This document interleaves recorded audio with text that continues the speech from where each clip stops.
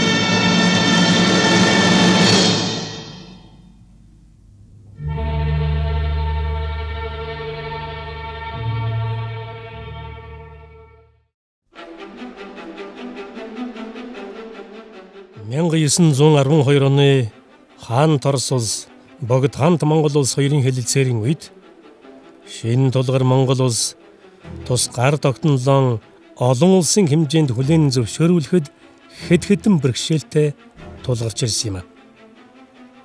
Хойд урд хоёр хөрш төдийгүй хол ойрын улс орнууд ялгаатай байр суурь баримталж байлаа.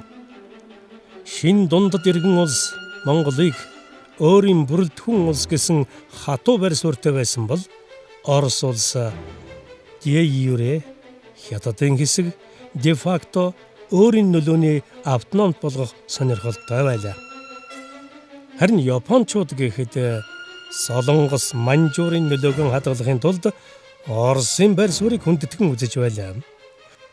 Бүхэлдэн дэлхий дахин Монголыг де юре хятадын бүрэлдэхүүн де факто аль нэг улсын нөлөөний бүс байхад болно гэсгэж байлаа.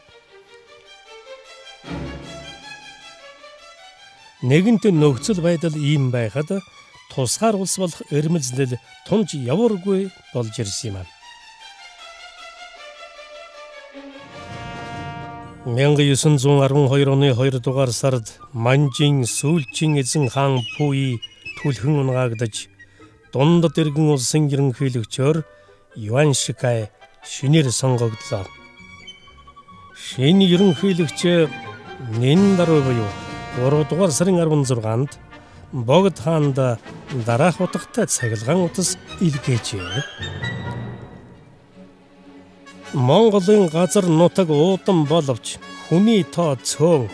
Дотоод газрын нэгэн жижиг мужийн тоонд хараахан үл хөрхийн дээр монголчуудын аж ахуй ядуу, эд агуурсын орлого зүдүү, олон монголчууд хятад луга зах нийлэн сууж харилцсан түшилцвээс хоёр этгээдэд ашиг буй, салалцваас хохирол буй хэмээн сүрдүүлсэн ятгсан үгтэй цахилгаан утас ирүүлжээ. Хятадын ерөнхийлөгч тухайн үед Дааж Унтан гэж нэрлэдэг байсан. Түүний захидалд богд хаан хариу өгөхдөө үндсэндээ Манжийн хааныг хаан ширээнээс буугаас өмнө бид Монгол улсаа зарлан тунхагласан. Та бид хоёулаа Манжийн харьяанд байсан улс, одоо хоёулаа тусгаар тогтсон улсаа гэсэн хариу өгсөн байна.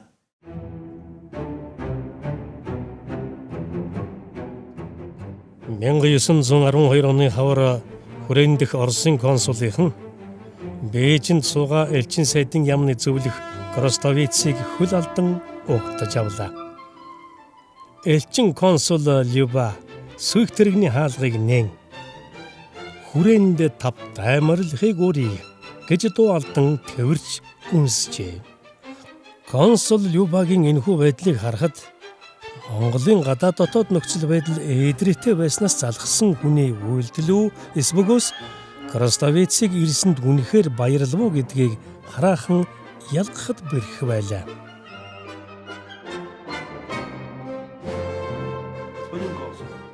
Ноён консул би хамгийн түрүүнд хүнд бараалах нь зүйтэй гэж үзэж байна.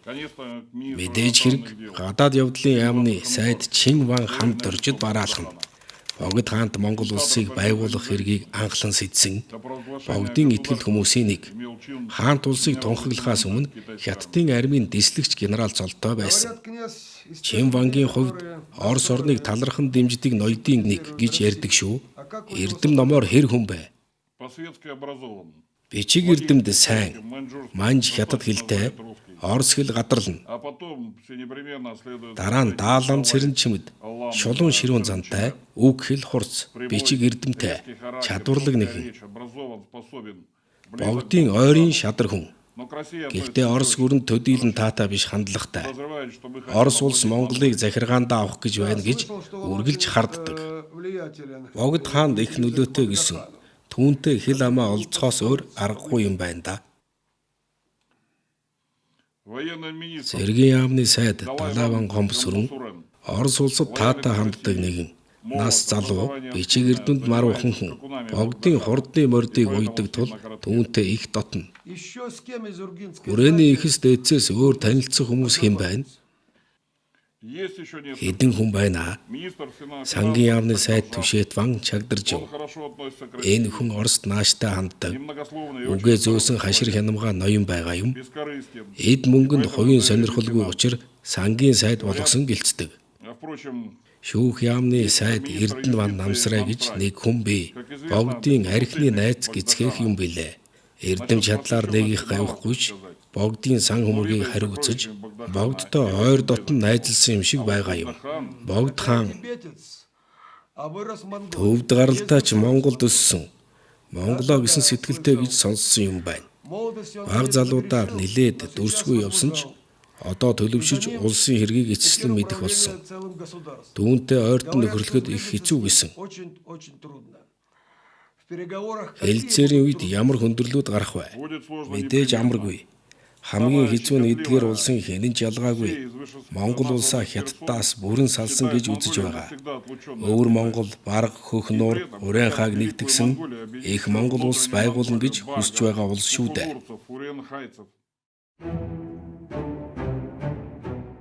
Оросууд энэ хэлэлцээрт Монголын асуудлыг тусгахдаа өвөр Монгол Баргыг Ар Монголын бүрэлдэхүүнд хамааруулахгүй.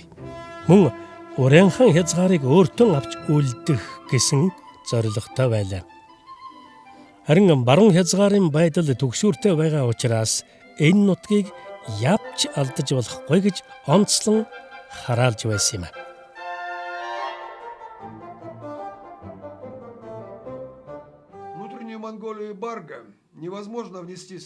Өвөр Монгол Баргыг шинэ Монголын автономид хамруулах боломж байхгүй.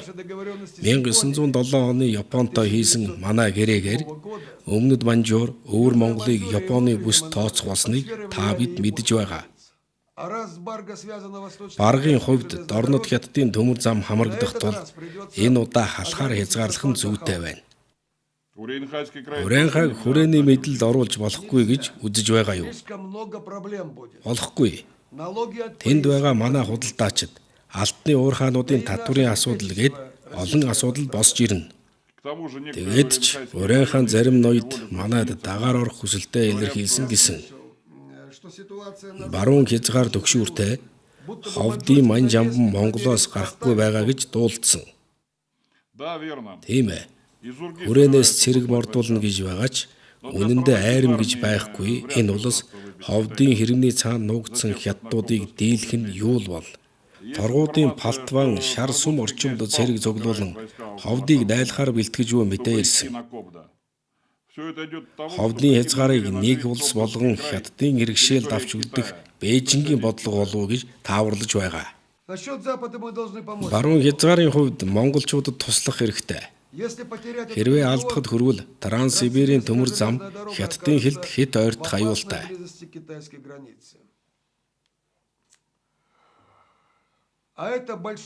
Тэр ховдын хязгаарт нөлөөтэй болсон Дамби Жандсан гэж хэн бэ?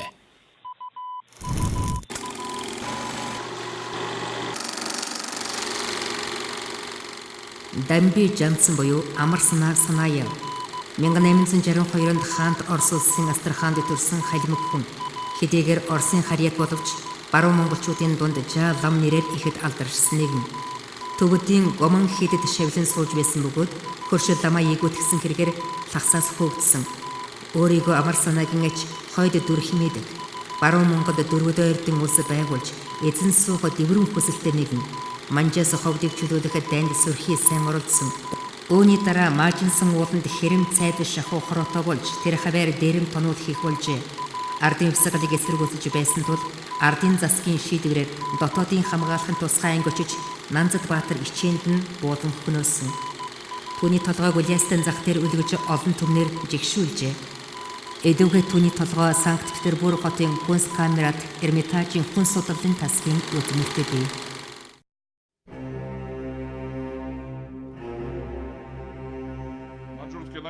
Дамбижааг Манжин амбан хэд хэдэн удаа баривчилж манай талд хүлээлгэн өгдөг боловч төд удалгүй буцаад ирдэг хүн л дээ. Ховдын консулын мэдээлж байгаагаар туйлын харгис догшин хүн гисэг.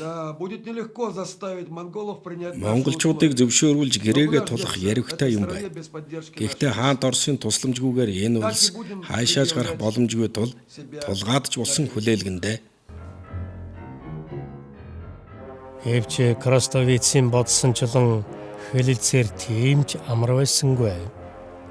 Яриа хэлэлцээрийн явц өөрийнх нь бодсноос шал өөр иргэнэ гэж энэ Оросээр яхан төсөөлөх билээ. Хэлэлцээр хэдэн сараар сунжирч заримдаа гүж үдлээд байгаа Монгол ноёдын аргыг олж чадах үед хүрч байлаа. Сунжирх бас нэгэн шалтгаан байсан нь хүрээнд байгаа Оросууд өөр хоорондоо зөрчилдөж байлаа.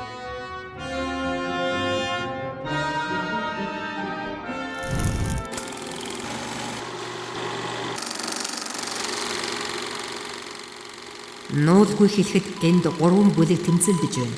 Нэгд Люба тэргүүтээ консулын бүлэг, хоёрт Хитрова тэргүүтээ этгээдүүд автономийг байгуулсныг өөрийн гавья гэж үзсэн даахурын консул болохоор санаархаж байна.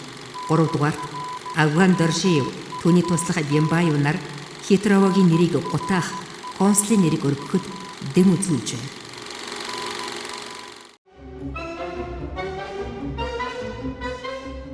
Оросуудын зөрчил гэлтгүй Монгол ноёд лам нар өөр хоорондоо бас зөрчилдөж эхэлсэн нь нилээдгүй ноцтой зүйл болж хувирлаа. Гадаад яам, дотоод яам хоёрын аль нь гол яам бэ гэсэн маргаан газар авч байсан нь лам ноёдын дотоод зөрчлийг хурцдагж байсан юм.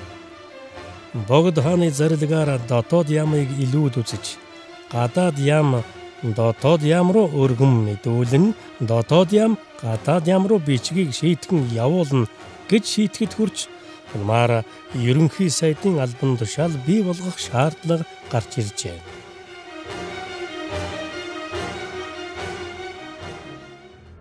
Кростовиц энэ талаар бухимдан бичихтэй хүрээний хэргийг даалам хайсан хоёр л мэдэж байна. Дааламтай зөвлөлдөхгүй бол бусад ноёд үг дуурахгүй юм. Хэлэлцээний явцад Чингэн ханд дорж Монголын талаас тавих саналууд дээр хатуу зогсох мөртлөө зөөлөн учирлан тайлбарлах маягаар байр суурин хамгаалсаар ирсэн бол даалам цэрэнчмэд Монголын байр суурийг шахах маягтай хатуухан бодлого барьж байгаа нь бидний хувьд илүү хүндрэл үүсгэж байна гэж.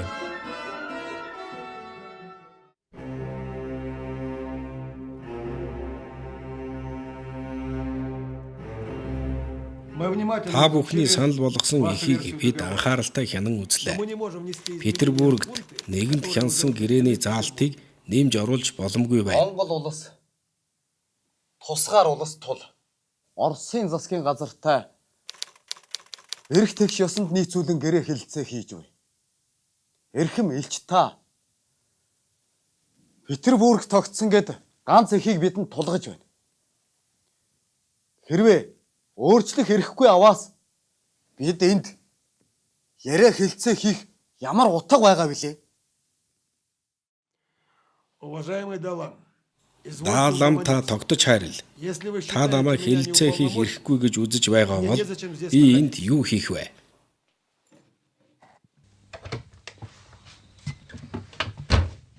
Та арай хатуудаад байгаа биш үү? Хэлэлцээр тасарвал бид хинтэйгээ хэлэлцээ хийх вүлээ. Энэ орсууд хоёр нүур гаргаж байна. Бидэнд өөртөө засах эрх гээд толгой гоож мэдэх аргагүй эрх тулгачаад Бээжинд өөр хэлцээ хийж яваа мэдээ 80 твангаас ирсэн шүү. Тэр тусмаа бид гүжүүдлээд байвал цаанаа тохирчих юм шүү. Орос орон өрн зүгтээ дайнд орох нь нэгэн тодорхой болсон. Тэрнээс өмнө гэрээгээ хийгээд авчих юмсан да.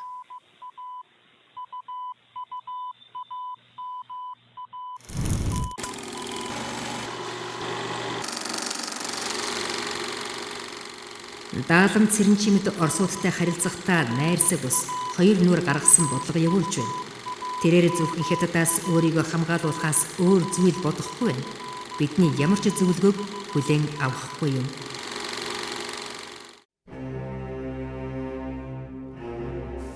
Эрхэм төлөөлөгч. Монголын алтны уурхайн гэрээний нөхцөлийг шинжлэх талаар бидний саналыг хүлээн авна гэдэгт гүнээ итгэлтэй байна. Монголын засгийн газар олборлсон алтны нийт үнийн дүнгийн 2%-аар татвар төлдөг байсныг 16% болгон нэмэх тал дээр хатуу саналтай байна. Эрхэм Даалам, та бидний байр суурь энэ асуудал дээр санал зөрөөтэй байгааг болгоно биз. Оросын засгийн газар танаа саналыг хүлээн авахгүй гэдгээ мэдэгдсэн. Иймд танаа саналаар шийдэх арга байхгүй гэдгийг эрх биш та харж байгаа үстэй. Даалам гүжүүдлэн хэлэлцээрийг хүндрүүлж байгаа тухай Краставец Бээжин болон Петербургт байнга гомдлож тэрж байтугай Дааламыг засгийн газраас зайлуулахаар нөлөөлөхийг Петербургийг үүрэгдэд авчээ.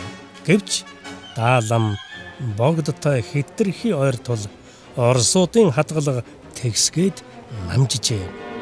Энэ үеэр Жалхан цодогт Дамдин Базар, Хатанбаатар Магсаржив, Манлайбаатар Дамдин сүр нарын удирдсан Монгол цэргүүд Манжин амбаныг хөөж ховдыг чөлөөж чадсан ч Торгуудын Палтван, Шарсүмд Хятад болон өөрийн үлэмчгэн цэрэг цуглуулж ховд руу дайрах гэж байгаа мэдээ хүрээг түгшээж эхэллээ. Монгол улсын хувьд бол баруун хязгаарт олигтой цэргийн хүчин байгаагүй учраас энэ үүссэн нөхцөл байдлыг ашиглан Оросууд Монголын талыг шахаж гэрээ хэлцээрт гар үсэг зурулахад хүргэсэн. Монголын тал энэ цагаан түнхийн байлдаан гэж нэрлсэн энэ байлдаанд Орос цэрэг оруулах, Оросоос зэвсэг авах энэ хүсэлтүүдийг тавихад хэрвээ та бүхэн энэ 12 оны гэрийг хүлээн зөвшөөрөхгүй бол Монгол улсыг Орос улс хүлээн зөвшөөрөх боломжгүй. Ийм учраас танад цэрэг зэвсгийн тусламж өгөх боломжгүй гэж шахалт үзүүлсээр энэ гэрээнд гар үсэг зурсан байдаг. Энэ гэрээ монголчууд бидний хувьд үнэндээ ёстой чамлахаар чанга атгах гэгчил гэрээ болсон. Хамгийн хэцүү нь тусгаар байдлан хадгалах тэмцэл нэн хүнд нөхцөлд өрнөсөнд байлаа. Гадаад улс төрийн байдал, олон улсад нэгэнт тогтсон хандлага Монголд туйлын ашиггүй байсан зэрэг нөхцөл байдал нь гэрээний чухал залтуудыг Монгол өөртөө ашигтай байхаар өөрчилж чадахгүйд хүргэсэн юм аа. 1912 онд байгуулагдсан Орос Монголын найрамдлын гэрээний хувьд бол хэдийгээр Орос улсын иргэдэд Монгол улсад худалдаа хийх, татваргүй арилжаа явуулах гэх мэтийн давуу эрх олгосон боловч хамгийн гол нь Монгол улсыг Монгол улсаар нь хүлээн зөвшөөрсөн анхны дипломат баримтчиг байсанд оршиж байгаамаа. Энэ гэрээнд гадаад Монгол гэж нэрлээгүй Монгол улс гэж нэрлсэнийг хүрээнд ихэхэн олзуурхаж байсныг бас хэлэх ёстой.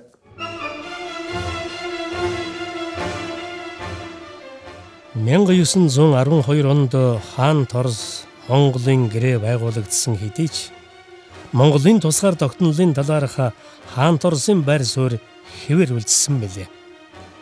Энэхүү гэрээний тухай Оросын гадаад явдлын яамны сайд Сазонов Англи, Франц, Япон улсын элчин сайд нарт мэдээлэл хийхдээ Хэрвээ хятад улс энэ гэрээний зарчмуудыг хүлээн зөвшөөрвөл Монголд ямар нэгэн гэрээ хэлэлцээр байгуулж Монголд эзэн эрх тогтооход татгалзахгүй хэмээн мэдэгдэжээ. Энэхүү гэрээ Орос хятадын цаашдын харилцааны тулгуур баримт бичиг болж өгснөөрөө түүхэн ач холбогдолтой гэрээ болсон юм.